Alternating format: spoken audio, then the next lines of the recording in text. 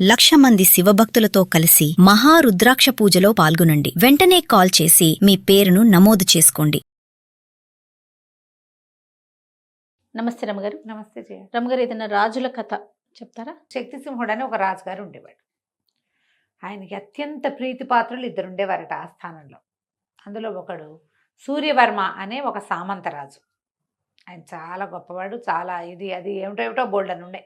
ఆయనకి సీమంతిని అనే ఒక పెళ్ళిడికి వచ్చిన సౌందర్యవతి అయిన కూతురు ఉండేది.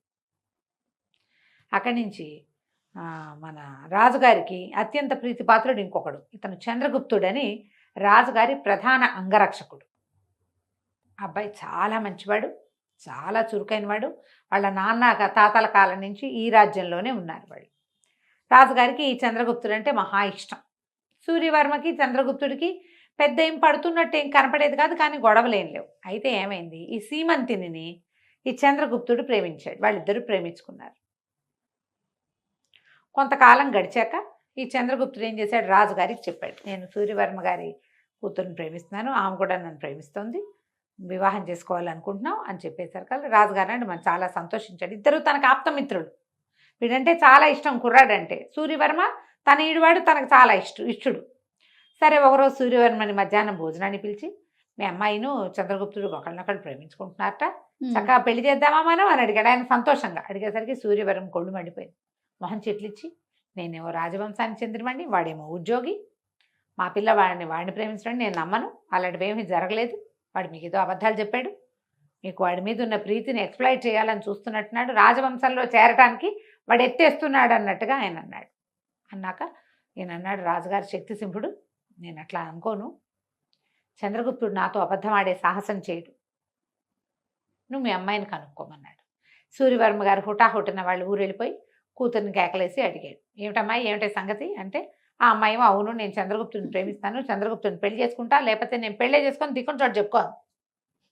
ఆయన చాడా మడా కేకలేసాడు కూతురు. మన వంశం ఏంటి, వాడి వంశం ఏంటి, వాడు ఉద్యోగి, వాడిని పెళ్లి చేసుకోవటం ఏమిటి, బ్యాడ్ ఐడియా, వెరీ బ్యాడ్ అన్నాడు. ఏం చేస్తుంది ఆ పెళ్ళి, ఏం చేస్తుంది, ఓ రోజు ఉత్తరం రాసి వచ్చేస్తున్నా అని చెప్పేసి చంద్రగుప్తుడి ఇంటికి వెళ్ళిపోయింది. అక్కడ ఓ పురోహితుడు ఎవరో ఉన్నారు వాళ్ళ ఇంటి దగ్గర. ఆయన ఏం చేశాడు, చటుక్కుని వీళ్ళిద్దరికి చక్కగా ముహూర్తం చూసి పెళ్లి చేసేసాడు. పెళ్లి చేసేసుకున్నాక వీళ్ళిద్దరు అడవికి వెళ్ళిపోయారు, ఇంకా ఊళ్ళో ఉండాల. రాజుగారు ట్రై చేసినా తాము పెళ్ళి అవ్వలేదు కదా, ఇంక ఇక్కడ ఉండకుండా అడవిలోకి వెళ్ళి కాపురం పెట్టుకున్నారు. ఆ అడవిలో ఏముంది, అక్కడ ఒక మాన్యం ఉంది. ఆ మాన్యాన్ని ఎప్పుడో ఏదో యుద్ధ సందర్భంలో ఈ చంద్రగుప్తుడికి మన రాజుగారు గిఫ్ట్ ఇచ్చాడు. అందులో అశోక చెట్లు ఉన్నటువంటి అడవి, అన్ని అశోకాలే. అక్కడ ఒక కుటీరం నిర్మించుకుని వాళ్ళిద్దరూ కులాసాగా ఉండటం మొదలుపెట్టారు. సూర్యవర్మ ఎప్పుడైతే తన కూతురు కనపడలేదో, ఎప్పుడైతే పెళ్ళైపోయిందని వార్త వచ్చిందో, ఎప్పుడైతే వెళ్ళిపోయారనే విషయం అర్థమైపోయిందో, రైమని రాజుగారి దగ్గరకు వచ్చి, హాత్తేరి మా పిల్లని మీ వాడు లేవదీసిపోయాడు, నా పిల్లని నాకు అప్పచెప్పండి అనేసరికి రాజుగారికి ఏం చేయాలో తెలియదు. వాళ్ళిద్దరు ప్రేమించుకున్నారు, ఏమనాలి, ఏదో చూసి చూడనట్టు ఊరుకున్నాడు. ఎన్ని రోజులు గడిచినా సూర్యవర్మ గారు దాని మీద వదిలిపెట్టక, నువ్వు ఎలాగైనా సరే మా పిల్లని నాకు అప్పచెప్పాల్సిందేనని అంత చుట్టుపక్కల అన్ని చోట్ల గొడవ మొదలుపెట్టాడు, ఎక్కడా కుదరలా. సరే, ఒకరోజు ఏం చేశాడు, సభలో లేచి నిలబడి అందరి ముందు చెప్పాడు, మా అమ్మాయిని మా పిల్లకి ఇష్టం లేకుండానే అతను బలవంతంగా తీసుకెళ్ళిపోయాడు. ఏమన్నా దాన్ని అబ్డక్షన్ అంటారు, ఎత్తుకుపోయారు, కిడ్నాప్ చేశాడు, ఎక్కడో తీసుకుపోయి అడవిలో పెట్టేసేసాడు, నా పిల్లని నాకు దక్కనకుండా చేశాడు, మా అమ్మాయిని నాకు వెతికించి ఇవ్వాల్సింది, వాడిని శిక్షించవలసిందే అని సభలో అడిగాడు. ఇప్పుడు కాదని అనలేడు రాజుగారు. నలుగురు ముందు అడిగినప్పుడు చూసి ఊరుకోవయ్యా అంటే మిగిలిన వాళ్ళు ఏమంటారంటే, ఎవరి పిల్లనైనా ఎవడైనా లేవ తీసుకుపోతే మేము ఒప్పుకోవాలా, అంతేగా, రాజే సపోర్ట్ చేస్తే ఎట్లా. సరే, ఇంకేమీ చేయలేక, సరే కొంత సైన్యాన్ని ఇస్తాను, మీరే వెళ్ళి తెచ్చుకోండి అన్నాడు. తెచ్చుకోండి అంటే కొంతమంది ముందు సైన్యాన్ని పంపించారు. ముందు సైన్యం వెళ్ళేసరికల్లా వాళ్ళలో ఒక్కడి కూడా ఈ చంద్రగుప్తుడి మీదకి వెళ్ళే ఇష్టము లేదు, ధైర్యము లేదు. వాళ్ళు కలిసి కాపురం చేస్తున్నారండి, మీ అమ్మాయి హాయిగానే ఉందని చెప్పారు. సూర్యవర్మ మళ్ళీ ఒప్పుకోవాలి, ఈసారి మళ్ళీ సైన్యాన్ని ఇవ్వండి, నేనే స్వయంగా వెళ్ళి వాడు అంతు చూస్తాను, వీళ్ళందరూ భయపడుతున్నారు వాడితో యుద్ధానికి, నాకేం భయం, నేను రాజవంశానికి చెందినవాడిని, వీళ్ళందరూ వాళ్ళ కొలీగ్ కాబట్టి వాళ్ళు వెనక్కి తీశారన్నాడు. ఈసారి గుంపంతా పోయేసరికి ఇతనేం చేశాడు, ఎప్పుడైతే చాలామంది జనాలు వస్తున్నారో చంద్రగుప్తుడు ఈ అమ్మాయిని అడవిలో ఇంకో కొంచెం లోపలికి ఒక సేఫ్ ప్లేస్కి పంపించేశాడు. ఈ సీమంతిని పంపించేసి కుటీరంలో ఒక్కడే ఉన్నాడు. జనం అంతా వచ్చేసేసరికల్లా ఇతను లోపల నుంచి బయటకు వచ్చాడు చంద్రగుప్తుడు. ఏంటండి మీకు శౌర్యం తక్కువైందా, ఇంత గుంపునేసుకొచ్చారేంటి, మీకు అంత సరదాగా ఉంటే యుద్ధం చేద్దాం రండి అని కత్తి తీసాడు. తీసేసరికల్లా ఈయనకి కత్తి యుద్ధం చేయడం ఇష్టం లేదు. నా పిల్లని నాకు అప్పచెప్పు, నీతో యుద్ధం చేయడానికి రాలేదు, నేను పిల్లని తీసుకెళ్ళడానికి వచ్చానంటే మిగిలిన వాళ్ళంతా అసహించుకున్నారు. ద్వంద్వ యుద్ధానికి పిలిచినప్పుడు నో చెప్పకూడదు. అతను పిలిచాడు కదా రండి యుద్ధం చేద్దామని. అసహ్యంగా పెట్టుకున్నారు వాళ్ళంతా మొహాలు, ఎవరికీ నచ్చల. సరే మా పిల్లని వెతుక్కురండి అన్నారు. లోపలికి వెళ్ళి అంతా వెతుక్కొచ్చారు. పిల్ల లేదు. పిల్ల లేకపోతే ఈయన అన్నాడు సరే ఇంకేం చేస్తాం, మళ్ళీ వెనక్కి వెళ్ళిపోయారు. వెనక్కి వెళ్ళిన తర్వాత మళ్ళీ రాజుగారి దగ్గరికి ఇంకోసారి వెళ్ళి అడిగాడు, మా అమ్మాయిని నాకు అప్పచెప్పాల్సిందే మీరండి.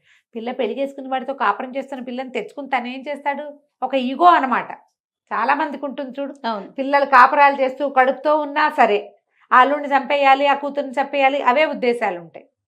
ఆ కాస్త అయిపోయాక ఇక మనం ఎందుకు, ఏం మిగులుతుంది పరుగు, వాడితో కాపురం చేసిన పిల్లని తెచ్చుకుని వీళ్ళు ఏం చేస్తారు, చాలా మంది చేస్తారు చేయ. ఇప్పటికీ కూడా తండ్రుల్లో చుట్టాల్లో ఈ రకమైన ఈగో పద్ధతి, పరువు హత్యలు అవే కదా. అవే కదా. పిల్ల అక్కడ ఉండి పోని ఎక్కడో ఉంటే కాదు, వాళ్ళతో కలిసి కాపురం చేస్తూ వాడితో కలిసి తింటూ తిరుగుతూ గర్భవతులు కూడా అయ్యాక నీ పిల్లని నువ్వు వెనక్కి తెచ్చి దాన్ని ఎట్లా క్లీన్ చేస్తావో చెప్పు. ఈ రాజస్థాను, బీహారు ఆ వైపు కూడా ఇలాంటి పద్ధతులే చేయ. కుదిరితే ఆ పిల్లని కూడా చంపేస్తారట. అక్కడేమో ఆ పిల్లని చంపేస్తారు, మనకి ఇక్కడ పిల్లని చంపారు. పిల్లని తెచ్చేసుకోవాలనుకుంటారు. కాపురం చేసిన పిల్లని తెచ్చుకుని ఏం చేసుకుంటాం అనుకోరు, ఆలోచించరు. కేవలం వాడి దగ్గర ఇది ఉండకూడదు అంతే. ఈయన కూడా అదే చేశాడు. ఈసారి ఏం చేశాడు, కొంతమందిని పిలిచి మీరందరూ ఓ పని చేయండి, వాడి దగ్గరికి వెళ్ళి స్తోత్ర పాఠం చేయండి, వాడు స్తోత్ర పాఠాలు వినటానికి అప్రమత్తంగా ఉంటాడు, అప్పుడు మేము మీద పడి పట్టేసుకుంటామన్నాడు. వాళ్ళు వణుక్కుంటూనే పోయారు వంది మాగతులు. ఈసారి శ్రీమంతిని ఇంట్లోనే ఉంది. ముందు వంది మాగధులు వెళ్ళేసరికి వెళ్ళిన వాళ్ళు నువ్వు అంతవాడివి ఇంతవాడివి, నీలాంటి వాడు గొప్పవాడు ఎవరు లేరు, మీ నాన్న అంత గొప్పవాడు, మీ తాత ఈ యుద్ధంలో వీళ్ళని గెలిచాడని స్తోత్ర పాఠాలు చేస్తుంటే అతను స్థిమితంగా కూర్చుని వింటున్నాడు. కత్తిడాలు ఏమీ లేవు దగ్గరలో. వాడి చేతిలో కత్తి ఉంటే చెండ ప్రచండు వాడు. కూర్చుని ఉన్నవాడు ఏం చేస్తాడు, ఆ కత్తి కోసం వాడు వెళ్ళే లోపలే వాడిని పట్టేసుకోవచ్చు. ఈ సూర్యవర్మ ఏం చేశాడు, ఒక 50 మంది సైనికులతో ఒక్కసారి ఆ కుటీరం మీద పడి ఈయన కాళ్ళు చేతులు పెడరెక్కలు విరిచి పట్టేశారు ఆ చంద్రగుప్తుడు. నా పిల్లని నాకు చెప్పి అమ్మాయిని కూడా వెంపడి, అమ్మాయి ఏడ్చుకుంటూ వచ్చింది. సరే తీసుకొచ్చేసరికల్లా చంద్రగుప్తుడు ఏమంటాడు, వివాహం అయింది, 8 నెలల నుంచి కాపురం చేస్తున్నాం, ఫలానా పురోహితుడు ఫలానా దేవాలయంలో ఫలానా చుట్టుపక్కల మధ్యలో నా పెళ్ళయింది, నేను ఆమెను ఎత్తుపోలేదు, ఆమె నాతో స్వయంగా వచ్చింది, నన్ను ప్రేమిస్తోంది, నాతో భార్యగా ఉంది, ఆమెను విడిచే ప్రసక్తి లేదంటాడు చంద్రగుప్తుడు. నా ఇష్టం లేకుండా నేను కన్యాదానం చేయకుండా నా పిల్లకి పెళ్ళేట అవుతుంది అంటాడు సూర్యవర్మ. ఆయన ఆ పాయింట్లోంచి దిగడు, ఇతను ఈ పాయింట్లోంచి దిగడు.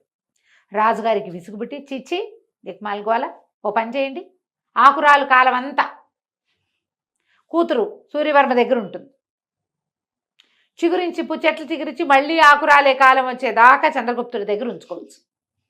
6 నెలలు నువ్వు 6 నెలలు నువ్వు ఉంచుకోండి అంతేనని తీర్పిచ్చాడు.